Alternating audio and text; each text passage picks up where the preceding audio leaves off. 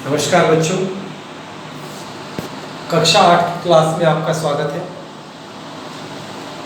मैंने आपको पिछली कक्षा में पाठ 7 पूर्ण रूप से पढ़ा दिया। अब हम आगे बढ़ेंगे। पाठ 5 पढ़ा दिया मैंने पाठ 7 बोल दिया। पाठ 5 में आपको पढ़ा चुका हूँ। आज हम पाठ 6 शुरू करेंगे, जिसका नाम है कोशिका से अंग तंत्र तक। बच्चों, ये हमारा शरीर आपके सामने, हम सबके पास शरीर है। ये कैसे बना है हमारा शरीर, इसके बारे में हम इस पाठ में जानना चाहेंगे।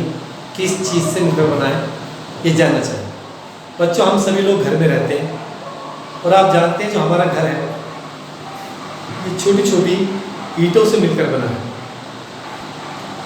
ये ईंटें इकट्ठी कर करके हम दीवार बनाते हैं। दीवारों से कमरे, कमरे से मकान बनता चला जाता है। तो मकान की सबसे छोटी इकाई ईंट है, जो आपस में चिपकाकर बड़े बड़े मकान बनाते हैं। बच्चों, इसी प्रकार हमारे शरीर में भी, पूरे शरीर में सबसे छोटी इकाई जो है, सबसे छोटी जीवित इकाई, उसका नाम है कोशिका। क्या है उसका नाम? कोशिका। हमारे शरीर की सबसे छोटी इकाई है कोशिका। अब जैसे आपको मैंने कहा कि ईंट से बनती है दीवार, दीवार से बनते हैं कमरे, और कमरे से बनता है मकान। तो छोटी छोटी चीज़ों से मिलकर मकान बनता है। उसी प्रकार जो हमारा शरीर है उसकी सबसे छोटी इकाई है कोशिका। कोशिकाओं के मिलने से ऊतक बनते हैं, ऊतकों के मिलने से अंग बनते हैं, अंगों के मिलने से अंगतंत्र, और अंगतंत्र से पूरा शरीर बनता है। आइए इस सबसे छोटी इकाई, जो हमारे शरीर की सबसे छोटी इकाई है, इसके बारे में कुछ जानते हैं। कोशिका एक सबसे छोटी ऐसी संरचना है जिसमें बहुत सारे कार्य लगातार होते रहते हैं जो हमारे जीवन के लिए जरूरी है। तो ये सबसे छोटी संरचनात्मक और क्रियात्मक इकाई है। बच्चों, आपको मैं बता दूं, कुछ जीव ऐसे होते हैं जिनमें एक ही कोशिका होती है, जैसे अमीबा, पैरामीशियम, यूग्लिना, हाइड्रा। ये ऐसे जंतु हैं जिनमें एक ही कोशिका होती है। आप सोचिए कि आपका मकान अगर एक ही ईंट से बनाया जाए तो कैसा होगा, या आपके मकान में अगर एक ही कमरा हो तो उसी में आपका सारा कार्य होगा। तो बच्चों, जैसे कि मैं बता रहा था कि कुछ जंतु एक ही कोशिका के होते हैं, उनमें एक ही कोशिका होती है। सोचिए बच्चों, अगर हमारे पास एक ही कमरा हो रहने के लिए, तो हम उसमें ही अपनी रसोई बनाएंगे, उसमें ही अपने कपड़े धोएंगे, उसमें अपने बर्तन, उसी में नहाएंगे, उसी में सोएंगे, उसी में पढ़ेंगे, सारे काम एक ही जगह होंगे। तो कुछ जंतुओं में एक ही कोशिका होती है, लेकिन उनमें भी सारे काम होते हैं उसी एक ही कोशिका के द्वारा। उसी एक ही कोशिका में सारी चीज़ होती है और सारे कार्य उसी के अंदर होते हैं, जितने भी जरूरत के कार्य हैं। तो कुछ जीव एक कोशिका के भी होते हैं, तो कुछ जीव बहुत सारी कोशिकाओं के भी होते हैं, जैसे पेड़ है, हम हैं, बाकी जंतु बड़े बड़े जो आपको दिखाई देते हैं वो सब बहुकोशिकीय जंतुओं में बहुत सारी कोशिकाएं होती हैं। बच्चों, कोशिकाओं की आकृति कैसी होती है? कोशिकाओं की आकृति कई प्रकार की हो सकती है।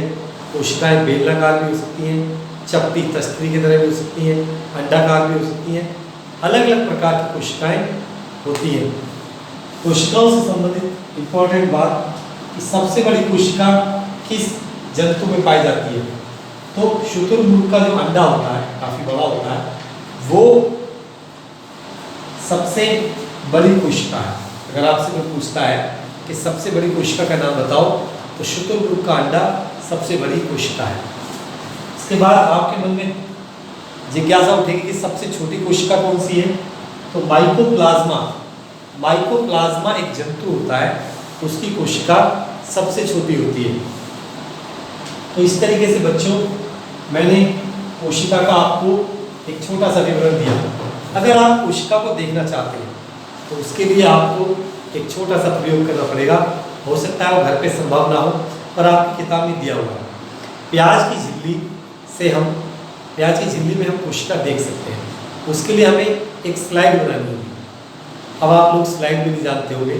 कांच की एक पट्टी होती है, उस पट्टी पर हम प्याज की झिल्ली उतार लेते हैं, इसके आर पार भी दिखता है, उसे रख के सैफरीन नामक एक पदार्थ डालते हैं, सैफरीन, और उसके बाद एक कवर लेते हैं कांच का ही बिल्कुल पारदर्शी, उस पर थोड़ा ग्लिसरीन लगाकर उसे ढक देते हैं और फिर सूक्ष्मदर्शी द्वारा देखेंगे तो हमें कोशिकाएं दिखाई देंगी। कुछ इस प्रकार की कोशिका दिखाई देगी, जैसा कि मैं आपको बताता हूँ। कुछ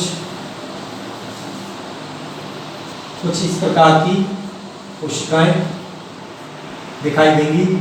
ईंटों की तरह आयताकार संरचनाएं हमें दिखाई देंगी। वो कोशिकाएं आयताकार, लंबी, चपटी, पतली, कई तरह की होती है। प्याज की झिल्ली में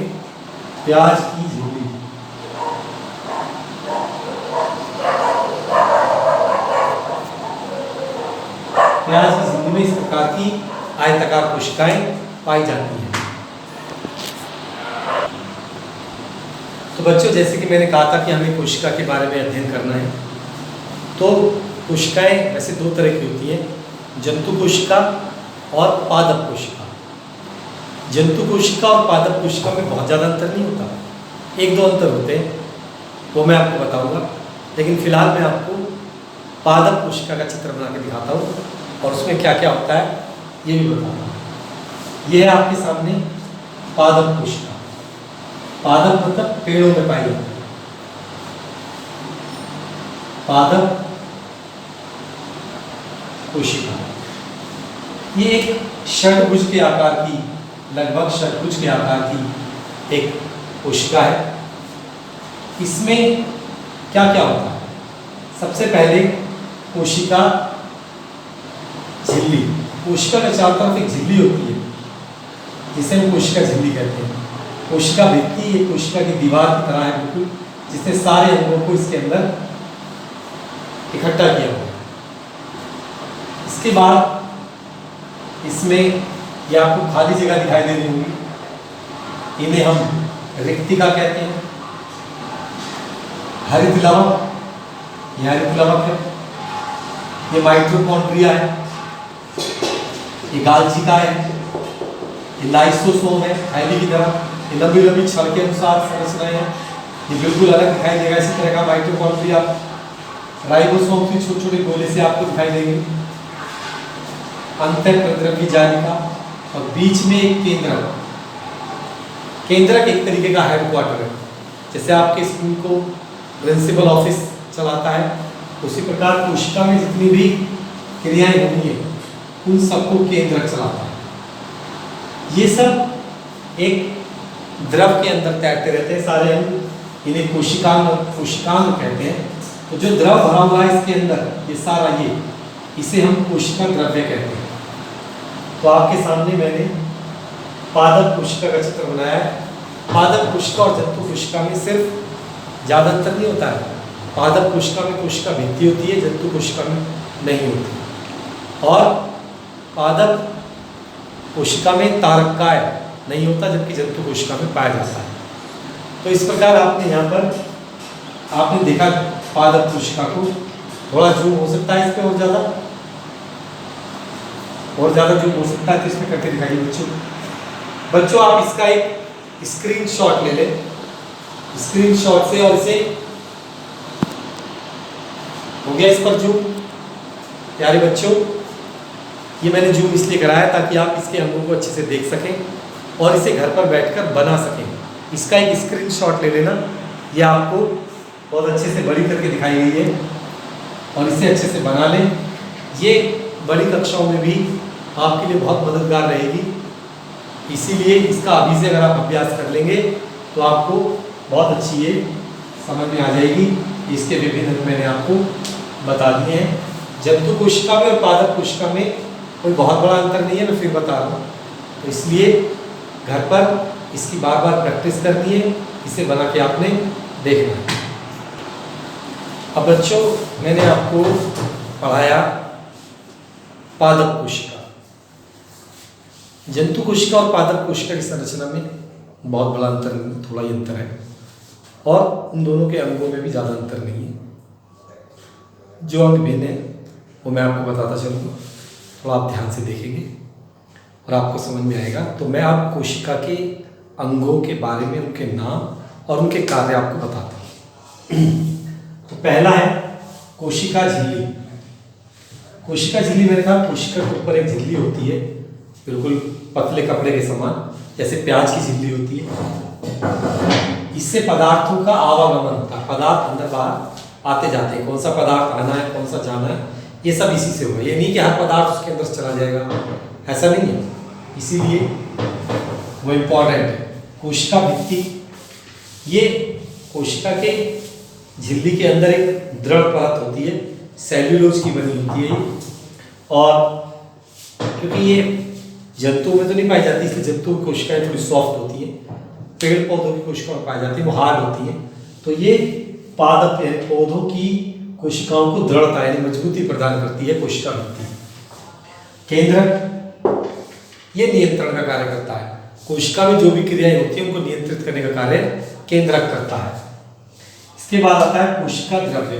कोशिका द्रव्य बस एक द्रव है, एक पानी की तरह है। जैसे मान लीजिए गुब्बारे में आप पानी भर लेते हो, फिर उसके अंदर कुछ भी आप डाल दो तो बाहर वाली तो भित्ति हो जाएगी और अंदर द्रव होगा, उसके अंदर जो भी आप डालोगे तैरते रहेंगे उसके अंदर, वो कोशिका के अंग हो जाएंगे। तो ये द्रव होता है केवल एक, इसमें हो सकता है कुछ खनिज लवण घुले हो, कार्बनिक और अकार्बनिक। माइटोकॉन्ड्रिया बहुत इंपॉर्टेंट पार्ट है कोशिका का, माइटोकॉन्ड्रिया। ये श्वसन क्रिया होती है इसके अंदर और ऊर्जा उत्पन्न होती है, इसीलिए इसे कोशिका का ऊर्जा गृह भी हम कहते हैं। हरित लवक, ये पौधों में पाए जाते हैं, पादप कोशिकाओं में। इन्हें कोशिका की रसोई कहते हैं क्योंकि खाना यही बनता है। खाना कैसे बनता है पादपों का? प्रकाश संश्लेषण क्रिया के द्वारा।